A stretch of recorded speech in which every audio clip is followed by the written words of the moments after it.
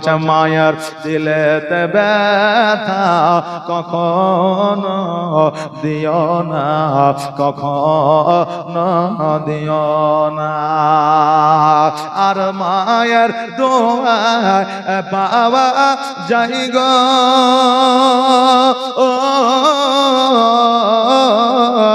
আর মায়ের দোয়ায় পাওয়া যায় গো জান্নাতের ঠিকানা।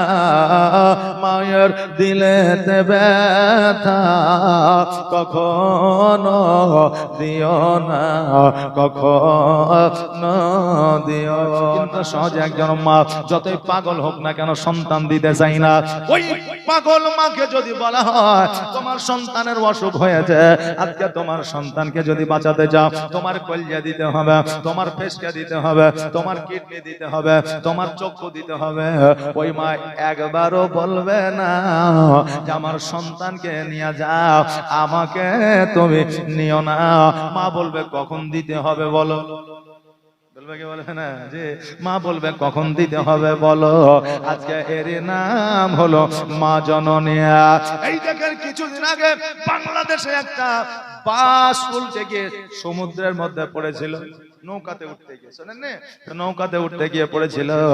একজন মা নিজের প্রাণ দিয়েছিল আর তার বাচ্চাটাকে জানালা দিয়ে বার করে দিয়েছিল। ওই সন্তানটা ডাঙায় উঠিয়া মা মা বলে চিল্লাইতেছিল। ওগো মা, আজকে তুমি নিজে বাঁচতে চাইলে তুমি বাঁচতে পারবে, কিন্তু তুমি নিজে না বাঁচিয়া আমাকে তুমি বাঁচায় দিয়েছো। জোরে বলেন সুবহানাল্লাহ। এর নাম হলো মা জননী। বাবা এত যত্ন এত কষ্ট করে ওই মা লালন পালন করলো, একটা সময় ওই মাকে যদি কষ্ট দিয়ে দেন, ওই মাকে যদি ব্যথা দিয়ে দেন, ওই মাকে যদি যন্ত্রণা দিয়ে দেন, আমার আল্লাহ আরশে আজিম পর্যন্ত হিলা যায়। আর যে সন্তান মাকে কষ্ট দিয়া কথা বলে, ওই সন্তান যদি 112 হজ করে তার নসিবে জান্নাত জুড়বে না। এই জন্য বলছে মায়ের দিলেতে ব্যথা কখনো দিও না, কখনো দিও না। আর মায়ের দোয়ায় পাওয়া যায় গো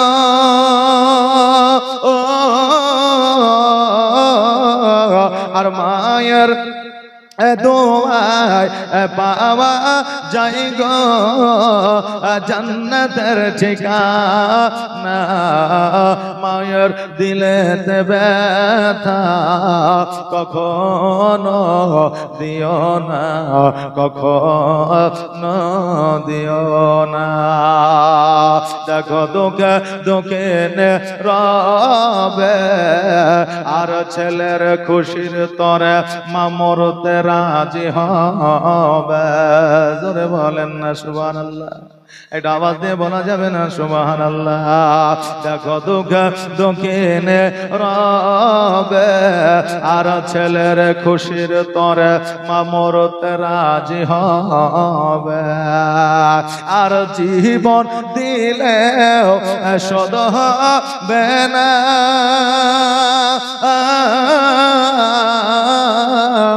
আর জীবন দিলেও শোধ হবে না। মায়ের দুধের দেনা, মায়ের দিলেতে ব্যথা কখনো দিও না, কখনো দিও না। আর মায়ের দোয়া পাওয়া যায় গো জান্নাতের ঠিকানা। মায়ের দিলেতে ব্যথা কখনো দিও না, কখনো দিও না। আরে ওই মা যখন স্বপ্নের মাধ্যমে দেখলো আল্লাহর ওলির দরবারে নিয়ে গেল, আল্লাহর ওলির মাঝে নিয়ে গিয়ে হয়তো আমার সন্তানটা ভালো হয়ে যাবে, এই কারণে ওই সন্তানটাকে লইয়া আল্লাহর ওলির দরবারে গেল। বাবারে একদিন নয়, 2 দিন নয়, 5 দিন নয়, 7 দিন পর্যন্ত ছিল ওই আল্লাহর আল্লাহর ওলির দরবারে মা 5 ওয়াক্ত নামাজ পড়েছে। আজকে আল্লাহর ওলির দরবারের পাশে দেখবে অনেক জায়গাতে নামাজ পড়ার জায়গা করা থাকে। আজকে যারা ওয়াহাবি আছে, আজকে যারা ফারাজি আছে, যারা আল্লাহর ওলিদের গুস্তাই করে, তারা বলে আল্লাহর ওলির কাছে যাওয়া যাবে না, আল্লাহর ওলির কাছে তারা চাই শিরক করে। আজকে তাদের উদ্দেশ্য বলে যা আল্লাহর ওলির কাছে আমরা চাই না, আল্লাহর ওলির কাছে আমরা দোয়া চাই না, আমরা চাই আল্লাহর ওলির ওসিলা আমাদের দোয়াটা যেন আল্লাহর দরবারে কবুল হয়ে যায়। জোরে বলেন সুবহানাল্লাহ। আল্লাহর ওলির ওসিলা আমাদের রোগবালা যেন দূর হয়ে যায়, এই জন্য আমরা আল্লাহর ওলির দরবারে যাই। আরে বাবা, আজকে ওই মা আল্লাহর ওলির দরবারের পাশে বসিয়া তা 5 ওয়াক্ত নামাজ পড়েছে, সন্তানের জন্য দোয়া করেছে, তাহাজ্জুদের নামাজ পড়েছে, সন্তানের জন্য দোয়া করেছে। সারা রাত সারা দিন আল্লাহর ওলির দরবারে মা জননী অঝার নয়নে কান্না করেছে। যেই ছেলেটা একবারে আব্দুল পাগল ছিল, তাকে জিনজিল দিয়া আপনার বেঁধে রাখা হতো। জিনজিন যদি ছেড়ে দেওয়া হতো তবে মানুষকে খাম করে দিত, কামড়ে আনিত, মারধর করত। এই জন্য জিনজিল দিয়া আপনার বাধা ছিল। হঠাৎ করিয়া 7 দিনের পরে মাগরিবের নামাজের পরে একজন মুখ বড় দাঁড়িয়ে, মাথায় তারা টুপি, গায়ে তারা সাদা পাঞ্জাবি, সাদা লুঙ্গি, মাগরিবের পরে ওই মায়ের কাছে এসেছিল। আসার পরে বলে, এই বাচ্চাটাকে বাধা কেন? বলে বাচ্চাটা পাগল, ছেড়ে দিলে মাকেও চেনে না, কোনো মানুষকেও চেনে না, কামড়িয়ে দেয়, খাম করে দেয়, লড়ালড়ি শুরু করে দেয়। এবার বলে, যাই পাগলি বাচ্চাটা, এই ছেলেটাকে ছাড়। জান জিনজিনটা করে বলে, হুজুর গো, আজকে কে যদি ছাড়া দেওয়া হয় আপনার প্রতি আক্রমণ করবে। বলে, সেই দায়িত্ব আমার, এই ভাই যুবকটাকে তুমি ছেড়ে দাও। এবার যখন জিনজিনটা আপনার খুলে দিল, আর খুলে দেওয়ার পরে ওই যুবক মাকে চিনতে পারতো না। ওই যুবক যেন মাকে মা বলে যেন ডাক দিল। ওই মা জননী যখন বাবা পেছন দিকে তাকায়া দেখে জিনজিনটা খুলে দেওয়ার পরে ওই যেন দরবেশকে আর দেখা যায় না। আরে বাবা, ওই মা চিন্তা করে, আল্লাহ গো, আমি যদি জানতাম এটাই আল্লাহর বলে, আমার সন্তানের জিনজিন খোলার আগে আমি একবার মন খুলে প্রাণ খুলে আমি আপনার ওলিকে একবার ভালো করে দেখে নিতাম। জোরে বলেন সুবহানাল্লাহ। বাবাজি ভাইরা, বলার উদ্দেশ্য হলো এটা, মন মানসিকতা যদি আমাদের ভালো থাকে, নিয়ত যদি আমাদের ভালো থাকে, আল্লাহর ওলির দরবারে আমাদের অনেকের রোগ বালা দূর হইয়া যায়। একবার জোরে বলা যাবে না সুবহানাল্লাহ। ও মুর্শিদ, সবার আছে জায়গা জমি, ধন দৌলত নাহি তুমি, আমার মনে আছো শুধু তুমি রে। জীবন মরণে ঠাই দিও মুর্শিদ চরণে, জীবন মরণে ঠাই দিও মুর্শিদ চরণে, তুমি বিনে জানো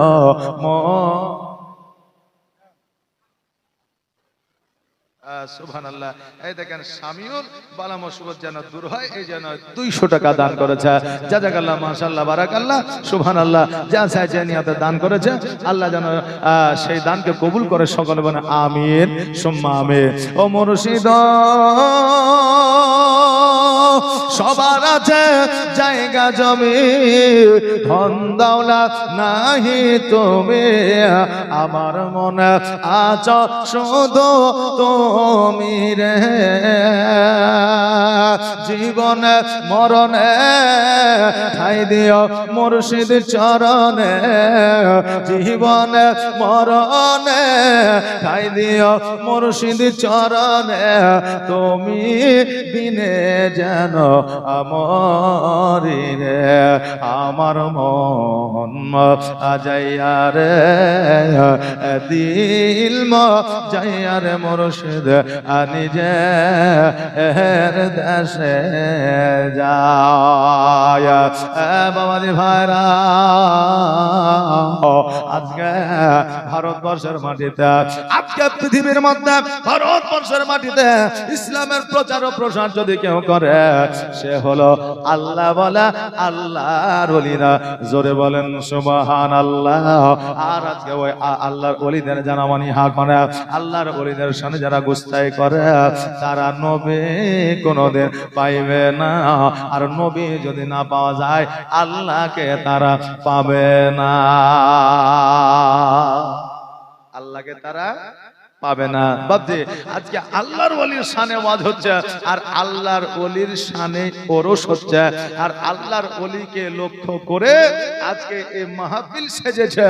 তো আজকে এই আল্লাহর ওলির শানে আপনারা ওয়াজ শুনে যাচ্ছেন। হয়তো অনেকে জিজ্ঞাসা করবে রে আল্লাহর ওলির দরবারে যে গেলে আর জালসা যে শুনলি তো তোদের লাভ কি হইল?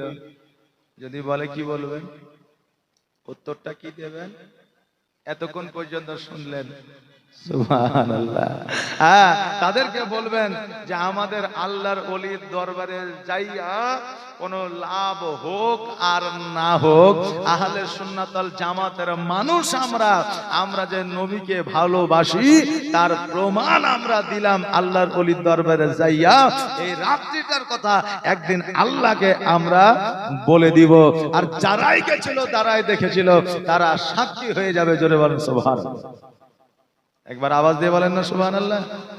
আর যদি এসেছেন বসেছেন শুনলাম না শুনলাম চলে গেলাম, তাহলে কিন্তু বাবা হবে না। শুনলে কিন্তু একটু মন দিয়ে শুনতে হবে। শেষের বক্তা আমি তো, জি আমি শেষের বক্তা, মধ্যরাত্রির বক্তা। এই সময়ে অনেক মানুষের ঘুম এসে যায়। জি প্রথম যখন বক্তা উঠে তখন একটু জাজবা থাকে যে না ওয়াজটা একটু শুনতে হবে। এবার ওই বক্তার 1-1.5 ঘন্টা যখন ওয়াজ হয়ে যায় বলে খুব তো শোনা হইলো, তো একবার মেলাটা ঘুরে আসে। এখন মেলাটা ঘুরে বেরিয়ে যদি একটা পাপড় পাইলো তো কড়মড় করে চাবিয়া খাইলো, আর 2খান জিলাপি লিয়ে 1খান জিলাপি ফেলাইলো, আর 1খান খাইয়া জালসায় এসে বসলো। আর তারপরে হেলালুদ্দিন উঠলো, আর পকেটে 200 টাকা থাকলে 100 টাকা বাহির করে দিল। তারপরে বলে এবার ঘুমার পালা, রাত্রে তারা বাড়ি যাওয়া হবে না, তাই এখানকার একটু ঢিলে তারপরে ভোর রাতে বাড়ি যাবে না। শিয়াল কুকুরে যদি তাড়া মারে তো গল্প শেষ। তো এই ভয় নিয়ে আমরা কিন্তু বাবা অনেকে বসে আছে, অনেক ওয়াজ শোনার উদ্দেশ্যে বসে আছে। তো অনেক মানুষ ঢোলা ভাব দিয়ে ওয়াজ ছিল, ওই ওয়াজ কাজে অনেকে লাগে না। এক মৌলভী সাহেব বলেছিল যে পরের বেটি বৌমা হয়ে তোমার বাড়িতে এসেছে, যদি কিছু নিয়ে এসে খাও তো ওই বৌমাটাকে দিয়ে খেও, কারণ পরের বেটি আব্বা মা ভাই বোনকে ছেড়ে তোমার বাড়িতে এসেছে, তো না দিয়া তোমরা যেন খেও না। জি আমাদের এমনও পরিবার এমনও বাড়ি আছে বুঝলেন, 1 কেজি গোস্ত নিয়েছে, 4টা বেটা, 1টা শ্বশুর, হ্যাঁ 1টা ননদ। এবার বৌমা যারা রান্না করে তারা তো আর খাইতে পারে না, সঙ্গে সঙ্গে রান্না করে আগে পরিবারের লোককে খাওয়াই, তারপরে তারা খায় না, কি বলে? এখন 1 কেজি গোস্ত রান্না করে সবাইকে দিয়েছে, সব ধুমধাম খেয়ে নিয়েছে। এখন বৌমারা যখন খেতে বসছে দেখছে শুধু ঝোল ছাড়ার গোস্ত নাই, ওই ঝোল দিয়ে ভাত খেয়ে পরের দিন যখন গোস্ত আছে তখন বুঝলেন এই বৌমারা চিন্তা করে যে পরে গোস্ত পায় আর না পায়, এখনই চালিয়ে দিতে হবে বুঝলেন। এইদিকে রান্না চলে, উনুনে জাল চলে, আর এইদিকে হাতও চলে। দিস না দিস পরে অসুবিধা নেই, কিন্তু এখন আমি কোটা পূরণ করে নিব। এগুলো কার দোষ? এগুলো শাশুড়ি মাদের দোষ, কারণ বৌমা দিকে লক্ষ্য করেনি। পরবর্তীতে 1 দিন 2 দিন 5 দিন 7 দিন দেখে দেখে ওই বৌমা কিন্তু শিখে গেছে। সহজে তো দিবি না, তো একটু চালাকি করে নিতে হবে। হ্যাঁ, পরিবারে একজন বৌমা রাজনীতি কূটনীতি শিখে আসে না, ওই পরিবারের সদস্যদের দেখে দেখে অনেক বৌমারা শিখে। এই জন্য আগে পরিবারকে সচেতন হতে হবে, তারপরে পরিবারের সদস্যরা সচেতন হবে। বেরাদার, তা আমি বলতেছিলাম অনেকেই গল্প করে যে আমি দিলাম 1 ডলার আর বৌমা চাইছে, বৌমাকে দিলাম 2 ডলার, তারপরেও বৌমা আবার চাইছে। আচ্ছা দলা আমরা মুর্শিদাবাদের মানুষ বুঝি, দলা মানে হচ্ছে ওই ভাতের দলা। তো বৌমাকে দিয়েছে ছোট ছোট 2টা দলা, আর শাশুড়ি দিয়েছে এত বড় 1টা দলা। এখন গায়ে যে জিজ্ঞাসা করছে, আর জানিস আমার বৌমার পেট তো লয় মানে বেলডাঙ্গার হাট, আমি 1 ডলা বৌমা 2 ডলা, আমি তো খেতে পারছি না, বৌমা আরো চাইছে। কিন্তু ও তো আর জানে না যে দলা কার কম ছিল আর কার বেশি ছিল, নাকি বলে? জি বাবা, তো এই জন্য বৌমাদেরকে ঠগায়া খাবেন না, যেটা খাবেন দিয়া খাবেন, তার হক তাকে বুঝিয়ে দিবেন। এই মৌলবি এই কথা বলেছিল, বললেন যেটা খাবেন দিয়া খাবেন। এখন 65 বছরের এক বৃদ্ধ ওখানে ছিল, তো ঢুলো ঢুলো ভাবলেও বাচ্চন ছিল। সকালবেলায় বাড়িতে গেছে, বাড়িতে যাওয়ার পরে এক বান্ডিল বিড়ি কিনেছে সকালে, মানে বিড়ি খায়, এক বান্ডিল বিড়ি কিনে বৌমাকে অর্ধেক দিচ্ছে আর ও অর্ধেক নিচ্ছে। এখন বৌমা বলছে, আব্বা আপনার কি মাথা খারাপ হইলো নাকি যে আপনি বিড়ি আমাকে অর্ধেক কেন দিচ্ছেন? বলে মাথা খারাপ আমার নয়, মৌলভী সাহেবের হয়েছে। ও বলেছে যে যে খাবা যেটা সেটা দিয়ে খাবা, নইলে গুনাহগার হয়ে যাবা। আমি আজকে থেকে তোকে বিড়ি না দিয়ে খেয়েছি, অনেক গুনাহ করেছি, তবে শেষ বয়সে আর গুনাহ করতে রাজি নাই। আজকে থেকে বিড়ি তুইও খাবি আমিও খাবো। আচ্ছা বলেন, বৌমাকে বিড়ি খেতে দেওয়ার কথা বলেছে, এখন ও শুনে আছে ভুল, তো এখন কার কি? তো মৌলভী সাহেব শেষের বেলায় ওয়াজ করে যাচ্ছে, ভুল শুনিয়েন না, আল্লাহর ওলির ব্যাপারে ওয়াজ হচ্ছে, একটু মন দিয়ে শুনবেন, একটু প্রাণ ভরে শুনবেন। আর সকাল বেলায় যদি কেউ জিজ্ঞাসা করে তো বলে এই আল্লাহর ওলির ওসিলাতে আমার নবীকে পাওয়া যাবে, তাই আমরা রাত্রি জেগে ওই মাহফিলে হাজির ছিলাম। জোরে বলেন সুবহানাল্লাহ। বাবজি ভাইরা মায়েরা, তাই আসেন আল্লাহর ওলির দরবারে আমরা যে আমাদের মনস্কামনা, আমাদের চিন্তা ভাবনা আল্লাহ তাবারক তাআলা যেন পূরণ করেন। সকলে বলেন আমিন সুম্মা আমিন। আমার হযরত খাজা মাইনুদ্দিন চিশতি রহমাতুল্লাহ আলাইহি আজকে সারা ভারতবর্ষের মানুষেরা যেন বাবা রোগবালা আপনার ভালো করে দিতে আসা, এই নিয়ে রাজা মহারাজা অনেক চিন্তায় চিন্তিত হয়ে আছে। আজকে আমাদের দেশে যারা বেধর্মিক আছে তারা হয়তো কেউ বেধর্মিক থাকবে না, সবাই ইসলাম ধর্মে দীক্ষিত হয়ে যাবে। এই জন্য একটা ব্যবস্থা আমাদের করতে হবে। এবার বাবাজি ভাইরা, আনা সাগরের যেন পানি বন্ধ করে দেওয়া হলো। এবার সকলে পানি পানি যেন করছে। বাবারে, পানির অপর নাম কিন্তু জীবন। পানি পানি করতে আছে কিন্তু পানি পাওয়া যায় না। হযরত খাজা মাইনুদ্দিন চিশতি রহমাতুল্লাহ আলাইহি এবার বলল, শোনো আজকে আমাকে এক লোটা পানি দিতে হবে। বাবারে, অর্ডার পেয়ে গেল, আদেশ পেয়ে গেল। ছোট্ট করে ঘটনা আমি বলতে আছি। এবার আনা সাগরে যখন লোটাতে পানি নিয়ে যায়, আনা সাগরে সমস্ত পানি ওই লোটার মধ্যে যেন চলে গিয়েছে। জোরে বলেন সুবহানাল্লাহ। বাবারে, যে মুসলমানের জন্য পানি বন্ধ করে দেওয়া হলো, আজকে ওই মুসলমানের জন্য পানি পানি সমস্ত দেশের মানুষেরা করলো। সাজু বাবা এই দেখেন 300 টাকা দান করেছে, জাযাকাল্লাহ মাশাআল্লাহ বারাকাল্লাহ। আজকেও এই ভারতবর্ষে আল্লাহর ওলি বাবা আরাম করতে আছে।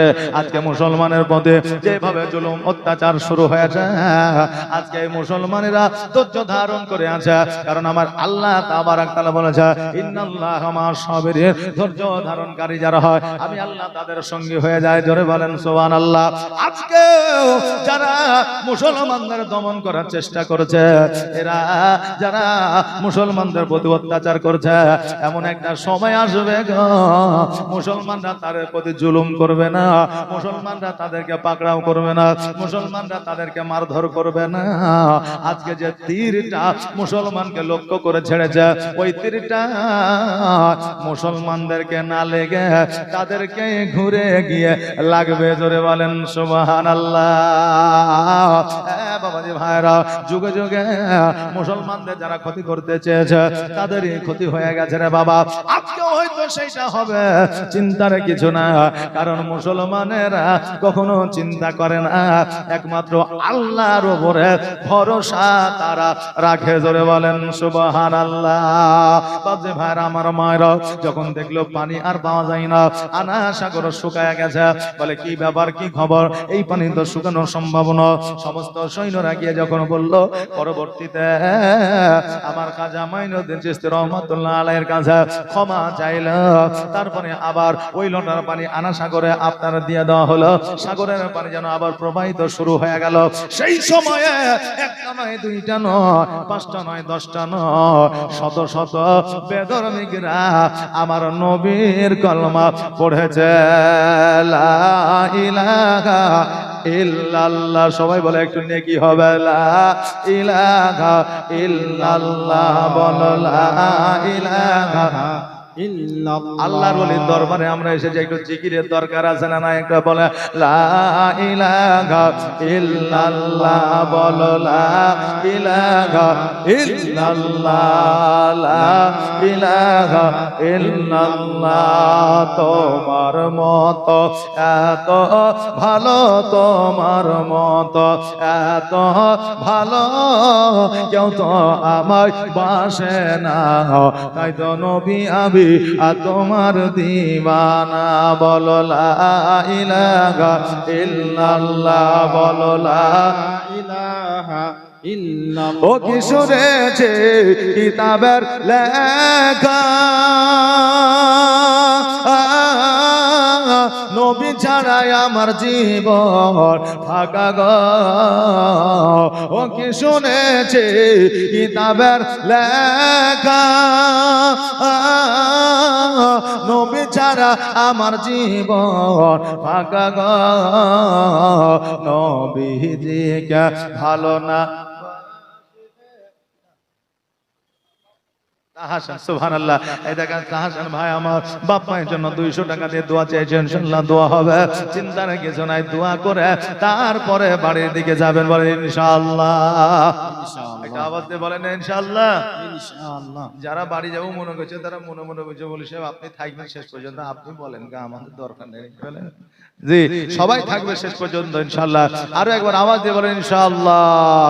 ও কি শুনেছে কিতাবের লেখা, নবী ছাড়াই আমার জীবন ফাঁকা গো। নবীজিকে ভালো না বাসিলে, নবীজিকে ভালো না বাসিলে আল্লাহ পাওয়া যাবে না, তাই তো নবী আমি তোমার দিওয়ানা। তোমার মতো এত ভালো, তোমার মতো এত ভালো কেউ তো আমায় বাসে না, তাই তো নবী আমি তোমার দিওয়ানা।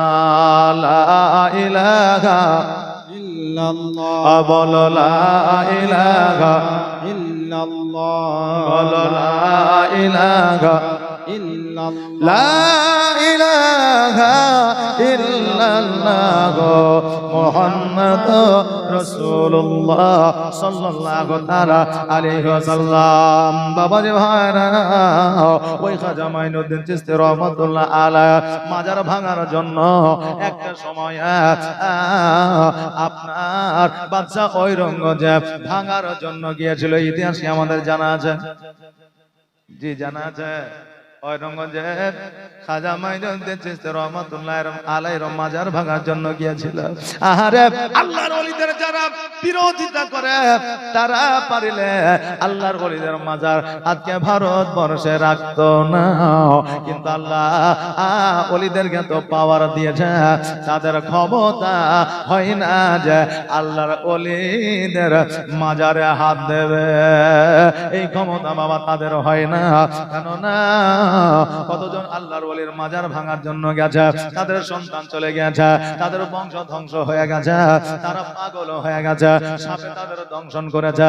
এই জন্য বর্তমানে তারা মৌখিক ভাবে মাজারের বিরোধিতা করে, কিন্তু প্র্যাকটিক্যালে কোন মাজারের সম্মুখে যাইয়া কেউ কোন মাজারে বাবা হাত লাগাইতে পারে না।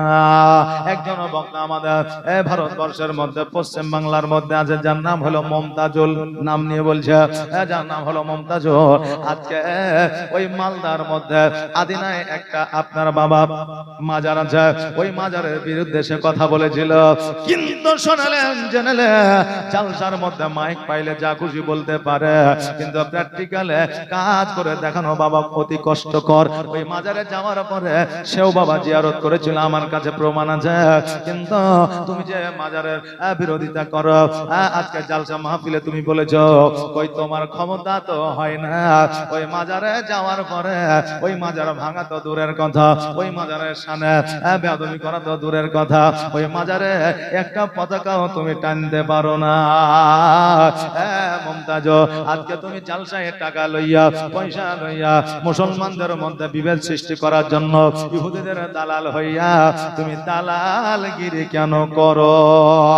আজকে বাবা বিরোধীদের কথা আমি মাওলানা পিয়ারুল কোনোদিন কোনো ওয়াজে বলি নাই, কিন্তু আজকে যখন আল্লাহর ওলির শানে কেউ যখন গুস্তাই করে, আমি আহলে সুন্নাত ওয়াল জামাতের মানো, আমি পীর মাননে वाला ওলি মাননে वाला, আজকে ওলিকে ভালোবেসে নবী পাওয়া যায়। আজকে এই সিস্টেমটা, এই রাস্তাটাকে তুমি যদি খারাপ বলো, আজকে কেন কিয়ামত পর্যন্ত তোমার প্রতিবাদ করব? বাবা আজকে ভারতবর্ষের মাটিতে বাচ্চা ঔরঙ্গজেব খাজা মাইনুদ্দিন চিশতি রহমাতুল্লাহ আলাইহির মাজার ভাঙতে গিয়েছিল, কিন্তু ভাঙা হয় না। আজকে যেমন আরবের মধ্যে ইহুদিরা রাজত্ব করেছে, যদিও বলছে নবীর বংশধর, নবীর বংশধরের মধ্যে কাবা ঘরের চাবি থাকবে, এটা আমার নবী বলে গেছে, কিন্তু আজকে তাদের মধ্যে বাবা ইহুদি হয়ে গেছে। আপনি বলবেন হুজুর গো, নবীর বংশ কি কোনোদিন ইহুদি হইতে পারে? নবীর বংশ কি কোনোদিন খ্রিস্টান হইতে পারে? বাবা রে ভাইরা, আমার নবী যখন ছিল তখন আমার নবীর বংশে আবু জাহেল ছিল না, ছিল না? আবু তালেব ছিল। বাবা ভাইরা, আজকে ঠিক অনুরূপ ইহুদিদের দালালি করেছে আরবিয়ান সরকার, আর সেইভাবে বাবা বর্তমানে দেশ চালাইতে আছে। সেই সময়ে ইহুদিদের একটা রাজত্ব এসেছিল, আরবের মধ্যে যত মাজার ছিল, যত কবর বাঁধানো ছিল, যত আপনার জান্নাতুল বাকিতে ইট দিয়ে কবর উঁচু করা ছিল, সমস্ত কবরগুলোকে লেভেল করে দিয়েছিল মাটি সমান। আর যত ইট দিয়ে মাজারের মতো করা ছিল, সমস্ত মাজারগুলোকে ভেঙে দিয়েছিল। এই ভেঙে দেওয়ার কারণে যখন এই মাজারটাকে, আপনার মাজারগুলোকে ভেঙে দেওয়া হয়, তখন ভারতবর্ষের মাটিতে রাজা ছিল আমাদের বাদশা ঔরঙ্গজেব। ওই বাদশা ঔরঙ্গজেব চিন্তা করলো, হায়রা আজকে আরব কান্ট্রিতে যদি কবরগুলোকে লেবেল করে দেওয়া হয়, মাজারগুলোকে যদি ভেঙে দেওয়া হয়, তবে আমাদের ভারতবর্ষে মাজার কেন রাখবো? এইরকম চিন্তা ভাবনা বাদশা ঔরঙ্গজেবের হয়েছিল। আরবকে অনেকে ফলো করে কি করে না? জি বাবা, করে না? করে।